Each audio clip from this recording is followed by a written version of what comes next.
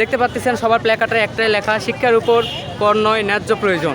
অন্যায় ফি মানি না, ফি কমাও, স্বপ্ন বাঁচাও। সবার লিফলেটে শুধু একটাই লেখা, আমাদের সবার একটাই দাবি, আমাদের ফি যেন কমানো হয় এবং আমরা যেন আগে যেভাবে অল্প টাকায় ফর্ম ফিল আপ করে পরীক্ষা দিতে পারতাম সেরকম যেন আবার পরীক্ষা দিতে পারি। আসসালামু আলাইকুম। আমাদের সরকারি আজিজুল হক কলেজে দেখতে পাচ্ছেন সাধারণ শিক্ষার্থীরা, তাদের দাবি একটাই, জাতীয় বিশ্ববিদ্যালয় নাকি পরীক্ষা নামে বাণিজ্য শুরু করে দিয়েছে।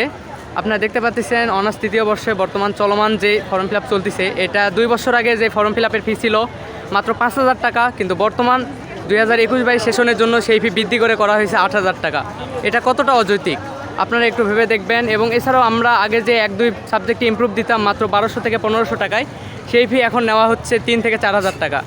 এটা কি জাতীয় বিশ্ববিদ্যালয়ের শিক্ষার নামে নতুন ফাঁদ নাকি? এই জন্য আমাদের সরকারি আজিজুল হক কলেজের উদ্ভিদ বিজ্ঞান সহ আরও বিভিন্ন ডিপার্টমেন্টের স্টুডেন্টরা আজকে আমাদের কলেজে মানববন্ধন করেছে। তাদের একটাই দাবি, আমাদের আগের যে পরীক্ষার ফর্ম ফিল আপের ফি ছিল সেটা যেন আবার পুনর্বহাল করা হয় এবং এই সংস্কারের নামে যে ব্যবসা বাণিজ্য এটা যেন বন্ধ করা হয়।